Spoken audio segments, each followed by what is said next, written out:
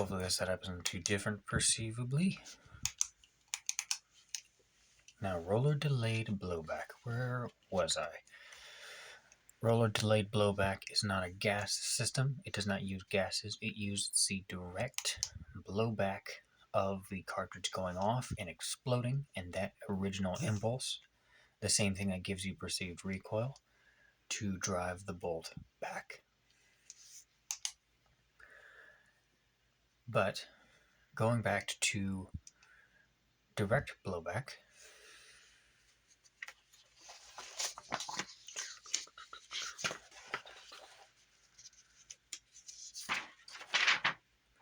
which would be something like this.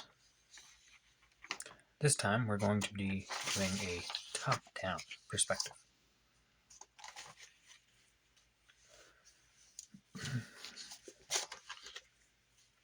In this case, barrel, chamber. Now I'm going to do 3 stages of it to explain more about how it works.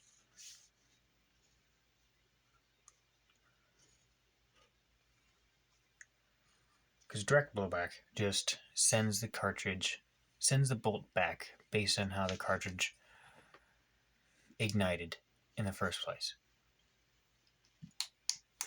But the weight of the bolt is calculated so that the bolt itself doesn't become another bullet. Because the only thing that's stopping the explosion from moving the bolt as well as the bullet is the weight of that bolt.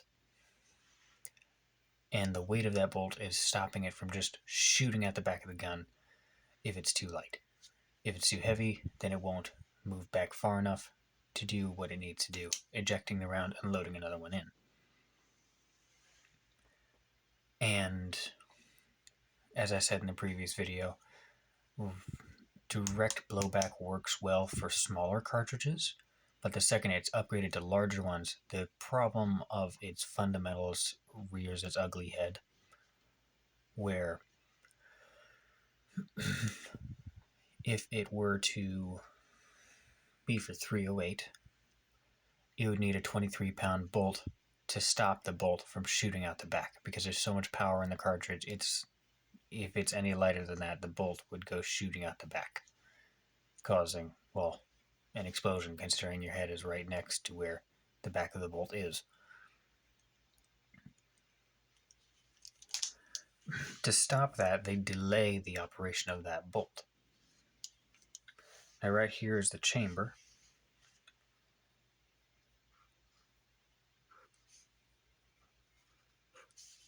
Chamber, barrel, and on the side I'm including these little pockets. Now keep in mind this is a top-down perspective. Rather than the side view, this is top-down. Now, bang, bullet goes down the barrel.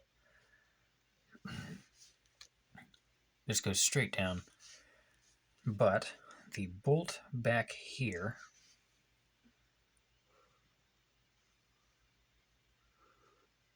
isn't moving. Why is that? Well, that's because there are these circles, these little rollers. Basically, these little cylinders, these little can-shaped things are in the side of the bolt. And in the middle of the bolt is an arrowhead kind of shape.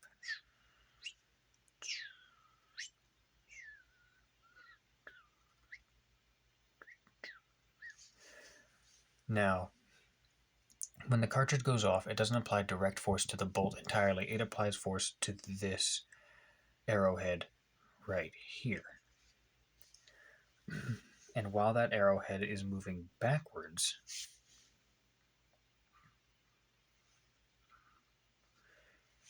it creates enough room in the bolt for those rollers to roll back in rather than being rolled out. Because when the bolt goes in, it locks by those rollers going out. But because it's an arrowhead, it slowly moves backward.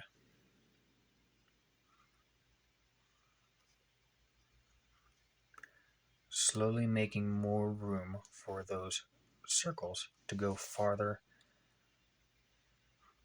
and farther in.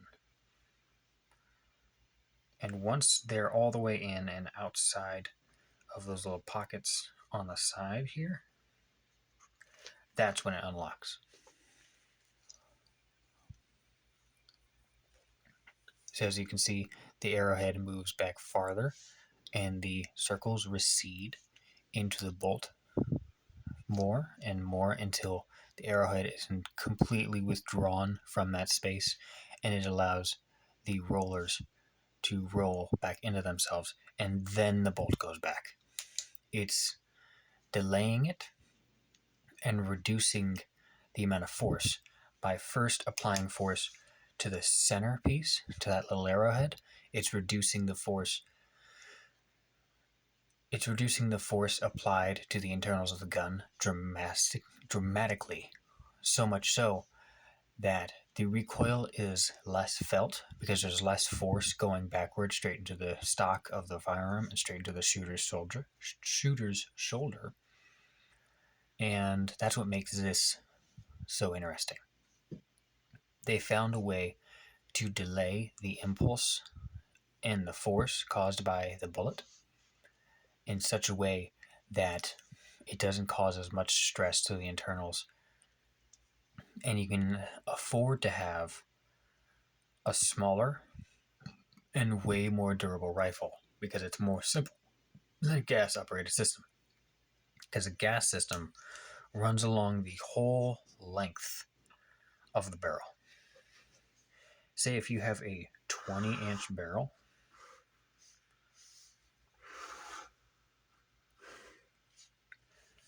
usually the longer the barrel, the longer the gas system. So if you have a long 20-inch barrel, you're going to have a gas tube sitting right like a few inches from the end of that barrel all the way back down to the chamber where the bolt's locked, so that when the bullet leaves right past this point right here, the gases that are behind the bullet, are now going up this tube and straight back down to unlock the bolt from the chamber, extract the spent casing, and put another round in. And because of that, you get this whole sensitive tube right there that is sensitive to damage and can be clogged and can build up with carbon, which happens naturally from exploding like gunpowder, builds up carbon like this black little sludge or smudge.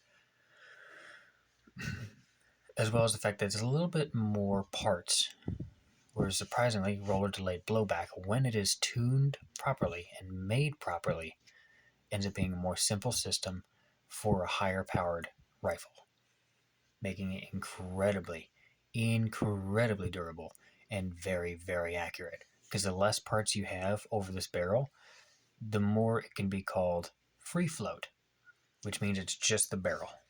Like, ignore all this. When it's just the barrel, it's called free float, where the barrel will wiggle and move, and it'll effectively increase accuracy. It'll move along with the bullet in a sense. It'll wave. And that's surprisingly, despite what may be thought, it's actually preferred. And because most of the system is in the body of the gun, it's not along the barrel, it makes the weapon less sensitive to damage, as well as the fact that it's all the internals are all in one source. There are some stories of how the frame of the weapon was dented, so all they did was take out these parts and then just basically shoved something inside of it that was the general shape of it, and then pushed out the dents, put the internals back together, and it ran flawlessly. That's roller delayed blowback. To where they delay when the bolt unlocks from the chamber, and also reduce the amount of force applied to the bolt itself by splitting it into two parts. One of which faces most of the recoil, that little arrowhead, and then the rollers are basically timed by how wide that arrowhead is. You can actually change the arrowhead in here to change the timing of the rifle. You can change it like clockwork. and changing when those rollers will roll in and at what speed they will based on the width of that little arrowhead. Instead of changing a gas block or a gas tube, all it takes to change the timing of a roller delayed blowback is changing that arrowhead right there.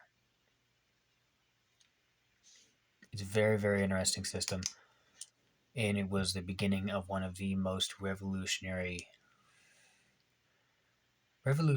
engineering companies of their time, mainly because Germany was refused a Belgian rifle back in the 50s because when Germany was being ran by Nazis, they invaded Belgium and steamrolled them. So Belgium wasn't willing to give them a rifle that Germany wanted. So then they're like, hey, let's make our own rifle based off of this Spanish thing called the Set Me C, funnily enough, designed by a German guy for the Spanish military. And that began H&K, which a lot of people will consider them to be German space magic, because there's a few weapons out there that no one knows how they made. Roller delayed blowback, thankfully, not being one of them.